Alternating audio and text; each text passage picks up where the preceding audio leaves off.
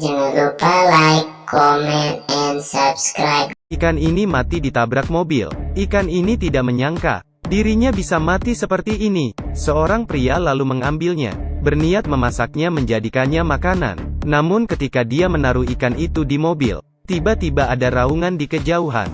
Dia berjalan perlahan ke sana. Pemandangan di depannya membuatnya tercengang. Ternyata asal suara itu berasal dari Putri Duyung Hitam. Dia dengan hati-hati menyentuhnya dengan tongkat kayu. Tapi Putri Duyung itu sepertinya sudah mati. Tidak ada bergerak. Ini adalah ikan raksasa. Pasti bisa dijual dengan harga tinggi. Melihat tidak ada siapapun, dia membawanya pergi dengan mobilnya, membungkusnya dengan kantong, dan menyeretnya ke rumah.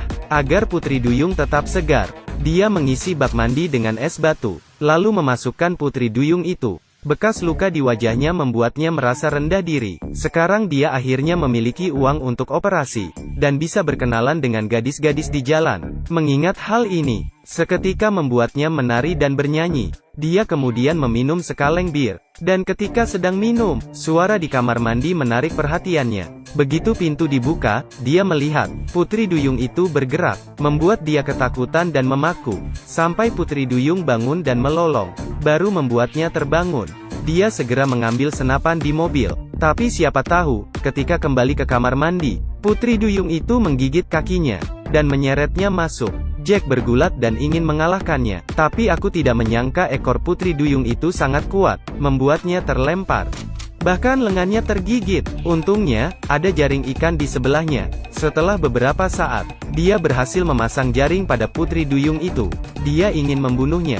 Tapi melihat Putri Duyung yang malang ini, dia tiba-tiba menyadari, ternyata Putri Duyung itu sangat cantik. Sebuah ide berani seketika datang ke pikirannya. Menunggu suasana hati sang Putri Duyung stabil, dia mengeluarkan beberapa kapas. Dengan hati-hati membersihkan lukanya, lalu menggunakan gunting, membuat lubang di mulutnya, mencegah agar dia tidak mati kehabisan nafas. Langkah selanjutnya dia menyiapkan pakan ikan. Dia membeli $200 daging di supermarket, memintanya memilih kulit babi tangan kanan, daging sapi tangan kiri. Putri Duyung alergi kulit babi. Dia memberi isyarat, ingin makan daging sapi. Jack melihat dia menikmatinya. Jack tersenyum bahagia. Ini adalah Putri Duyung yang kejam. Pria menjebaknya di bak mandi dengan jaring ikan, untuk menjaganya dari depresi karena kebosanan. Jack memindahkan TV ke kamar mandi, nonton sinetron, menceritakan kisah TV. Putri Duyung melihat itu dan tampak bingung. Tidak lama kemudian Jack tertidur bersandar di bak mandi. Duyung itu menatap lehernya, seketika memperlihatkan giginya yang tajam. Sebuah suara tiba-tiba membangunkan Jack. Dia melihat seorang pencuri, dan ketika dia melihat wajahnya, tidak disangka ternyata pencuri itu adalah teman baiknya John. Kelihatannya pencurian itu gagal. Seketika pencuri ini menjadi perampok, mengancamnya untuk menyerahkan uangnya. Jack kesal dan menggertaknya kembali. Namun John tinggi dan besar. Dia tidak mungkin mengalahkannya. Untungnya, Putri Duyung membuat suara, menarik perhatian John. John curiga ada seorang wanita di rumah. Jack segera mendorongnya pergi. Begitu pintu terbuka, dia melihat Putri Duyung di bak mandi. Matanya langsung lurus. Mulutnya terbuka lebar. Ini Putri Duyung. Bahkan ekornya saja dijual dengan harga tinggi. Jack tidak setuju. Berkata dia akan mengirimnya kembali ke laut. Tidak menjualnya. Tapi kamu tidak boleh memeliharanya. Dengan bantuan John, mereka membuat sebuah kolam raksasa. Jack memintanya merahasiakannya. Tidak boleh memberitahu siapapun tentang ikan duyung ini. John pun menyetujuinya. Putri Duyung akhirnya lepas dari belenggu jaring ikan, berenang di dalam kolam. Di malam hari dia mengeluarkan 2 kilogram daging, menyiapkan steak mentah dan matang. Setelah membuang mentah di kolam ikan, dia berbicara tentang masa lalunya yang tragis. Ternyata dia dulunya adalah pria tangguh yang terkenal, membunuh ribuan hiu dengan tangan kosong. Tapi sayang sekali Tuhan berhendak lain. Kecelakaan tidak hanya merusak wajahnya, juga merusak organ pernapasannya, membuatnya benar-benar hancur. Hidup mengandalkan oksigen. Entah apakah Putri Duyung itu mengerti atau tidak, dia hanya menatapnya dengan tatapan aneh. Tiba-tiba ada ketukan di pintu. Ketika Jack membuka pintu, seorang wanita berdiri di luar. Sayang, apakah kamu mengenaliku? Saya Putri Duyung. Jack tercengang. Tanpa merasa sungkan, wanita itu masuk ke dalam, melepaskan jaketnya, dan duduk di atas sofa. Jack baru sadar kolam itu telah kosong. Melihat wanita cantik di depannya, benar-benar Putri Duyung. Si cantik berterima kasih pada Jack karena telah menyelamatkannya. Memutuskan untuk menjadi pacarnya. Perlahan dia melepas respiratornya, lalu meletakkan tangannya di wajahnya yang terluka. Dan sesuatu keajaiban terjadi. Bekas luka di wajah Jack hilang, berubah menjadi pria yang tampan.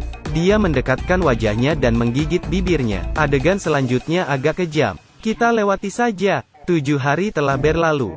Jack merasa lebih kuat. Putri Duyung menatapnya dengan wajah kagum. Sekarang dia merasa seperti dia bisa membunuh seekor sapi dengan satu pukulan. Saya hiu tua. Seorang pria tangguh. Dia mengambil 2 bir. Akan minum-minum dengan si cantik. Namun, saat itu juga, beberapa mobil tiba-tiba datang. Dia segera berpakaian dan keluar memeriksa. Ternyata John membocorkan. Mereka memintanya menyerahkan ikan itu, lalu mereka akan membagi hasilnya. Melihat mereka banyak orang, Jack menolaknya. Dia meminta mereka menunggu di luar. Dia kembali ke rumah dan membawa Duyung keluar. Tapi penonton tidak akan menyangka akan terjadi. Jack benar-benar menembak mereka, mengancam mereka agar pergi. Dia tidak berani menembak kita. Melihat keseriusan Jack, mereka terpaksa pergi dengan putus asa. Setelah mereka pergi, Jack bergegas masuk ke dalam. Sayangnya Putri Duyung sudah kembali ke dalam kolam. Dia bertanya pada Duyung apakah dia ingin pergi bertualang. Dia sudah lama tidak mencium bau laut. Sambil berkata, dia mengeluarkan tangga, memanjat naik ke atas, meraih tangannya, ingin membawa Putri Duyung ini pergi dari sini. Dan ketika Duyung menyentuh tangannya, tapi Putri Duyung tidak naik bersamanya, melainkan dia menarik Jack masuk ke air. Melihat kedua mata Putri Duyung, matanya terlihat sangat menawan, pikirannya penuh dengan kenangan mereka bersama.